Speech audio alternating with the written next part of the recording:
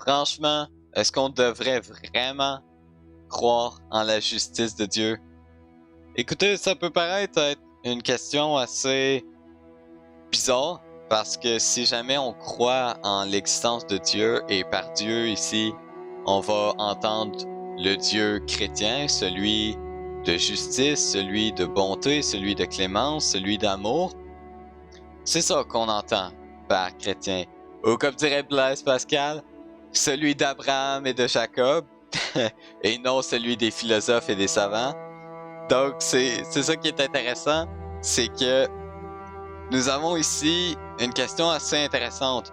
Est-ce qu'on devrait croire en la justice de Dieu, ou est-ce que c'est juste une façon différente de constamment se priver, de constamment perdre un peu ce qu'on est en tant qu'humain, perdre un peu notre nature humaine à profit de potentiellement réussir à soulever la roche en haut de la montagne et qu'après ça, elle descende et on soit enfin au paradis. Est-ce que c'est vraiment ce qu'on veut? Eh bien, pour la plupart des chrétiens qui y croient, oui, il y a une roche qu'il faut soulever en haut de la montagne et après ça, il y aura le paradis. Le problème, ou enfin les problèmes, dont le principal, c'est est-ce qu'on peut être certain qu'il y a le paradis après cette montagne-là? Est-ce qu'on peut être certain que Dieu tient sincèrement à nous récompenser de nos efforts? Et est-ce qu'on peut vraiment dire que la vie est un effort? Parce que, vous savez, moi, j'ai une vie très facile, ok? J'ai peut-être la vie la plus facile au monde. Et j'ai vraiment l'impression que si jamais je devais refaire ma vie encore et encore pour l'éternité, comme l'éternel de retour de Nietzsche ou Nietzsche, si vous préférez, que j'aimerais ça. Je serais content de refaire ma vie. Évidemment, si jamais je pouvais refaire ma vie en ayant la conscience que j'ai à l'heure actuelle, mais juste tout refaire, ce serait génial. Je pourrais avoir 6 ans puis être très intelligent et ce serait trop drôle. Mais là, on n'est pas là pour parler d'un fantasme un peu bizarre sur la vie après la mort. On est là pour parler, est-ce que la moralité chrétienne, qui nécessite de t'empêcher de faire plein d'actes qui sont pas forcément immoraux en soi, c'est pas ce qu'ils vont dire, mais sincèrement, ça ne l'est pas immoral en soi. Est-ce que ça vaut vraiment la peine? Ben, écoute, si jamais vous êtes comme Blaise Pascal, justement, on parlait de lui, vous pourriez dire, ben, si jamais j'ai raison, j'ai tout à gagner. Parce que j'ai raison, je vais aller au paradis et tous mes efforts seront récompensés. Et l'idée, c'est si j'ai tort, ben, il va rien se passer, mais les gens qui auront pas cru en Dieu, par exemple, ils vont souffrir ou quoi que ce soit. Et j'ai vraiment un peu un problème avec le fait que certains soient heureux du fait que des gens souffrent. Je trouve que c'est très pervers comme façon de penser et c'est drôle, mais en ce moment, ça revient beaucoup, surtout aux États-Unis. Vous savez, je suis québécois, je pense que ça s'entend très bien. Et les influences américaines, ça nous touche quand même assez beaucoup, malheureusement.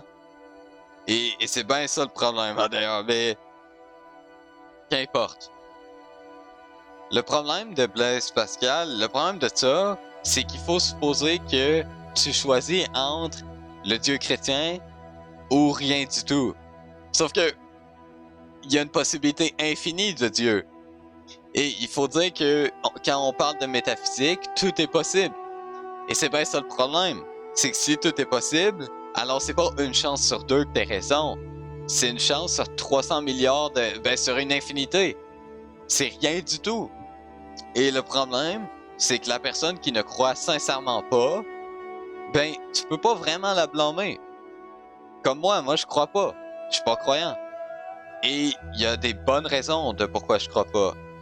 Ça veut pas dire que je crois pas que c'est possible que Dieu existe. Je crois que c'est possible. Je pense même qu'il y a des bons arguments pour penser que Dieu existe. Mais je pense que c'est impossible que ce soit Dieu chrétien. Ça, c'est vrai. J'y crois pas du tout que ça peut être le Dieu chrétien. Mais je crois que ça peut être un Dieu quelconque, par contre. Et Dieu quelconque dans le sens Dieu avec un grand D, évidemment. Donc, ça m'amène un peu à la justice, entre guillemets, chrétienne. C'est que si jamais t'as raison et que tu te fais pardonner par Dieu, quoi que ce soit, tu te fais pardonner tes péchés, tout ça, eh ben tu vas au paradis. Et si t'as tort, ben tu vas en enfer. Sauf que je ne comprends pas, et il va falloir me répondre là-dessus peut-être, je ne comprends pas pourquoi Dieu est bien ou mauvais. Je crois pas comment c'est possible parce que le bien et le mal, pour moi en tout cas, résultent d'un constat, d'une expérience physique, d'une société et d'une perception basée sur ses environs. Dieu est à l'extérieur des perceptions. Dieu est à l'extérieur de la société. Dieu est à l'extérieur des expériences humaines. Dieu ne conçoit pas le monde d'une manière qui est, comment je peux dire ça, qui est supposément subjective ou relative à ses restrictions, à son environnement. Et donc, comment Dieu peut être de moralité? Ça ne fonctionne pas. Pour moi, c'est du non-sens. Dieu ne peut pas être bon. Dieu ne peut pas être mauvais. Dieu est, et c'est tout. Ça, c'est s'il existe, évidemment. Donc, l'idée que Dieu t'envoie en enfer ou au paradis, ça fait plus comme un mythe. Vous savez, les mythes, c'est assez spéciaux, les mythes grecs. C'est que, souvent, ils ont une métaphore et vraiment, ils jouent avec des mots et des images très fortes et souvent très violentes. Très, très violentes. Pourquoi? Parce que, par exemple, on peut s'imaginer, je sais pas, moi, j'ai pas d'exemple. Je dis par exemple, mais j'ai pas d'exemple. Mais on peut peut-être s'imaginer que quelqu'un ait commis un acte horrible et là, il a décidé de se trancher la main, par exemple. Est-ce que ça encourage tous ceux qui ont commis un acte horrible de se trancher la main? Non, je crois pas. C'est juste pour métaphoriser le remords de la personne, par exemple, qui s'est tranché la main, puis la main s'est transformée en un arbre, puis l'arbre, il a donné... Vous voyez, c'est très poétique. Et l'affaire, c'est que ça fait très beaucoup penser à l'idée de l'enfer puis le paradis. L'enfer et le paradis, c'est... Ah, si t'es bon, tu t'en vas dans une récompense absolue, dans une ataraxie, donc un bien-être de l'âme parfait. Et si jamais t'es mauvais, ben là, tu t'en vas dans l'enfer, t'es un tourment de l'esprit et t'es tourmenté, torturé pour l'éternité. Ça fait très mythe grec. Et je pense que soit le christianisme a eu des inspirations de mythe grec, soit c'était supposé être un mythe grec. Ou un mythe, peu importe, un mythe quelconque. Et probablement que ça l'est aussi, mais écoutez, je vais pas me lancer dans ce que la Bible est ou n'est pas parce que je l'ai jamais lu et elle ne m'intéresse pas non plus. Donc, faites comme si j'ai tort, vous pouvez me dire, c'est bien correct, c'est correct. Vous pouvez me dire.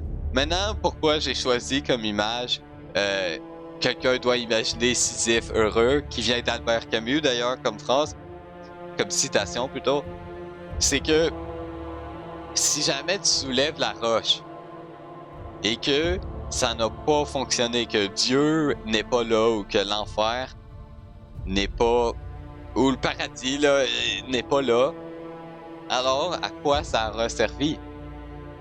Ben ça aura servi à rien. Et supposons que Nietzsche avait raison, avait raison dans le sens que le retour éternel est vrai. Ce qui peut être très débattu là, mais supposons qu'on admettait que c'était vrai. Eh bien, qu'est-ce que tu ferais? Tu soulèverais la roche dans ta première vie. Après ça, elle redescendrait. Tu la soulèverais dans ta deuxième vie. Dans ta troisième vie, quatrième vie, cinquième vie, jusqu'à l'infini. Et donc, ce que tu auras fait, c'est que tu auras passé ta vie à espérer quelque chose qui n'est potentiellement pas vrai. Et je dis pas que c'est nécessairement vrai. Je dis juste que si jamais tu bases toute ta vie sur une chance que quelque chose arrive, tu risques de gâcher ta vie. Et vous voyez, c'est drôle parce que tu peux retourner le pari de Pascal dans l'inverse. Est-ce que tu as vraiment envie de sacrifier ta vie pour une éventualité potentielle, ou t'as envie de vivre ta vie au maximum de la manière la plus amusante possible, disons, et non restreinte, quitte à ce qu'il n'y ait rien du tout après la vie. Est-ce que t'as vraiment envie de sacrifier tout ça pour un potentiel paradis qui est pas si crédible que ça? J'en doute. Et si jamais c'est un choix que vous voulez faire, ben écoutez, c'est le choix que vous faites ou non. Sauf que, évidemment, moi, vous ne savez peut-être pas, mais vous comprendrez très bientôt, je ne crois pas au libre arbitre. Donc, il y a une raison pourquoi vous avez choisi oui, il y a une raison pourquoi vous avez choisi non. Si jamais vous êtes croyant, c'est pas pour rien. Si jamais vous ne l'êtes pas, c'est pas pour rien. Et écoutez, la vie est faite de circonstances qu'on ne peut pas contrôler, de choix qu'on fait avec ces circonstances-là incontrôlées, et donc les choix ne sont pas contrôlés non plus. Vous savez, c'est la deuxième fois que je fais cette vidéo-là. La première fois, j'avais une différente approche, de quoi j'ai pas trop réfléchi à ce que je voulais faire, j'avais pas une image précise en tête, et ça a donné un peu n'importe quoi.